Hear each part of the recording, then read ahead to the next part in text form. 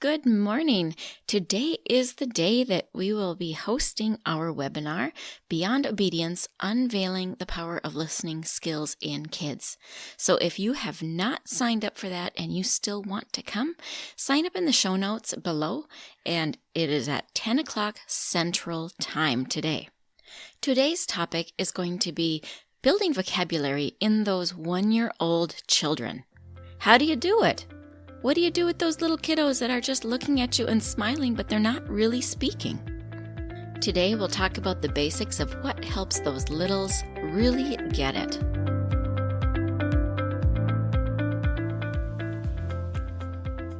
Does your child have a speech-language delay and you really want them to talk?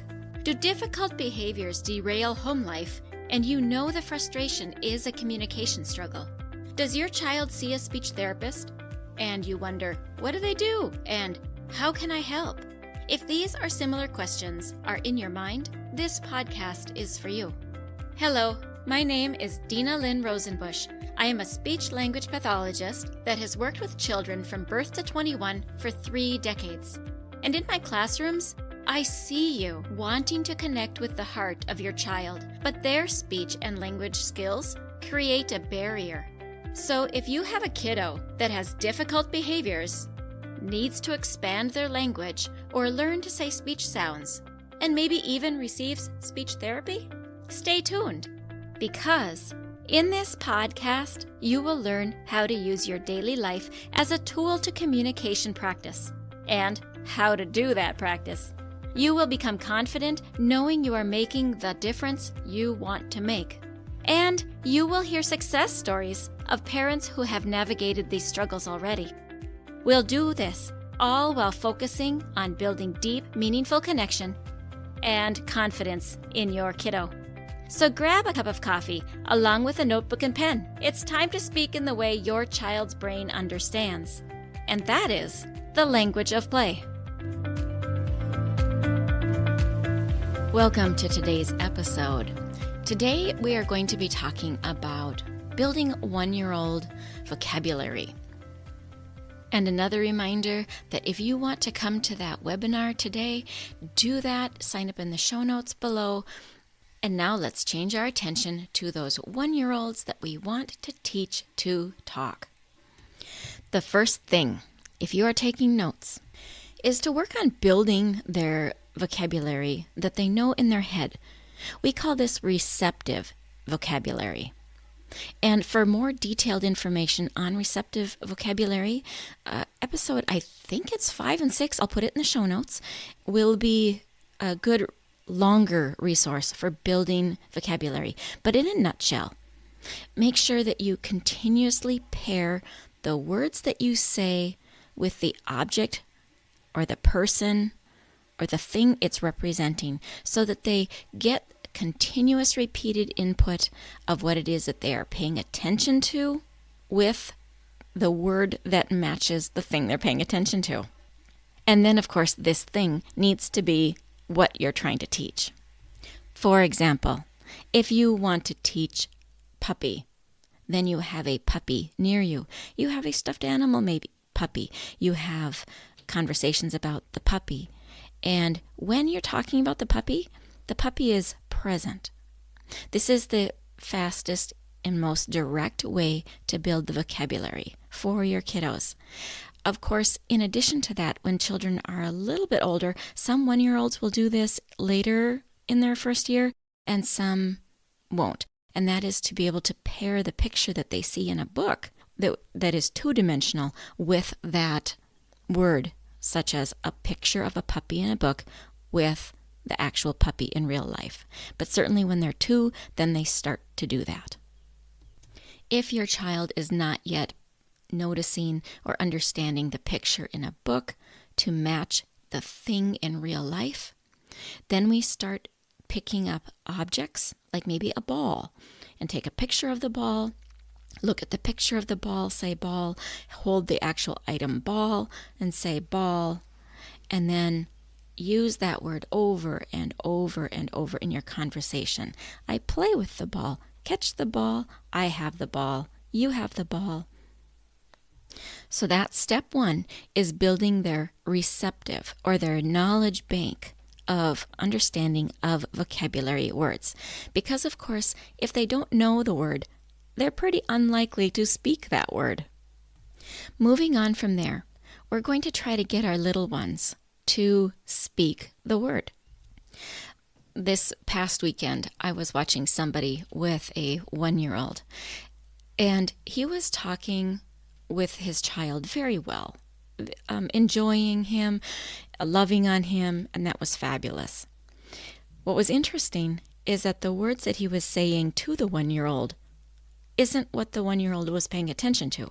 It was what he was paying attention to. In that, I want to call attention for you that when you are trying to teach your child to speak specifically, then you are making sure that you are following them. You're not trying to get their attention onto something else, but rather you're going to go behind them on what it is that they're paying attention to. So, for example, this little one was playing on the deck and he was poking some sand with his finger. At that point, if you're actually trying to teach words for what it is that he's doing, then you would say sand while he was poking the sand with his finger. And then he would quickly turn to a truck that he had. If you're trying to teach him vocabulary, you're going to be saying truck. This is a truck. And then when the little one looks at you, you point to your mouth so that he will notice what's happening on your mouth or in your mouth, and then you say truck. If his eyes aren't with you, it's receptive. And when he's looking at you, it might still be, that receiving, that receptive language.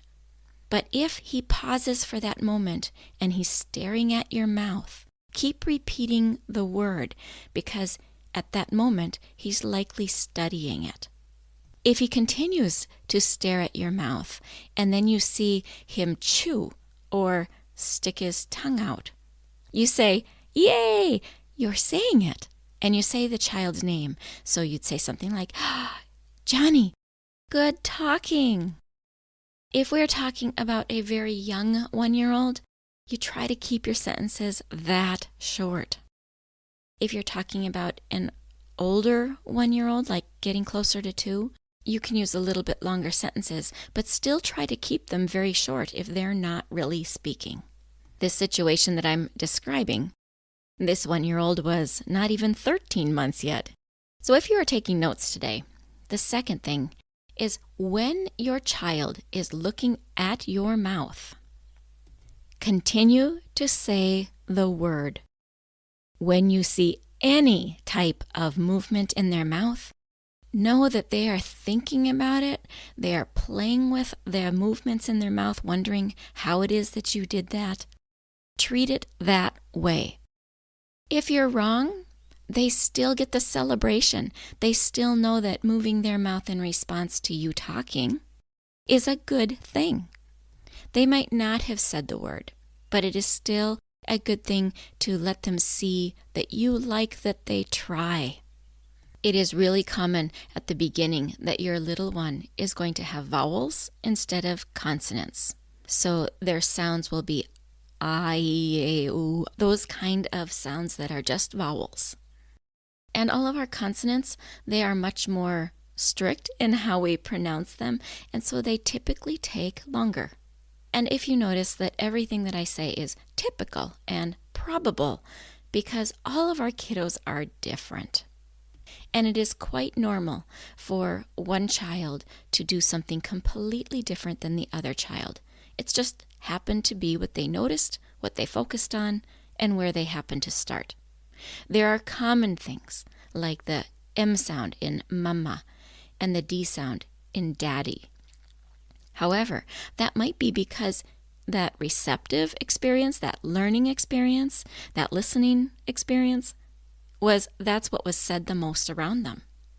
And I'm sure that it is no mistake that in nearly every language, a mom has an M sound in it, just an M plus a vowel.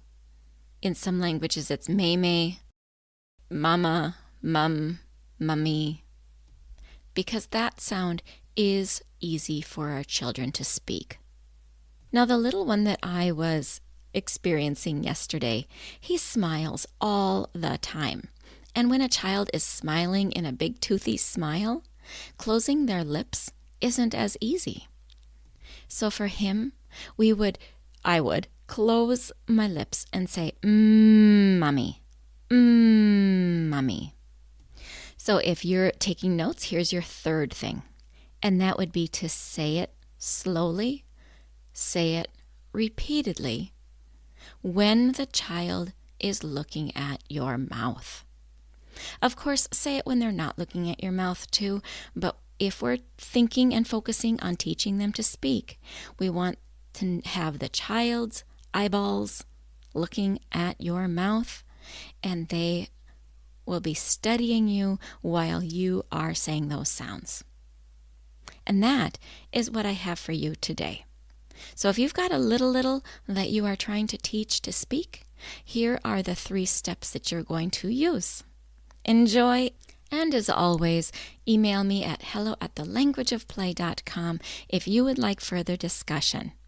And join that webinar today at 10 o'clock Central Time.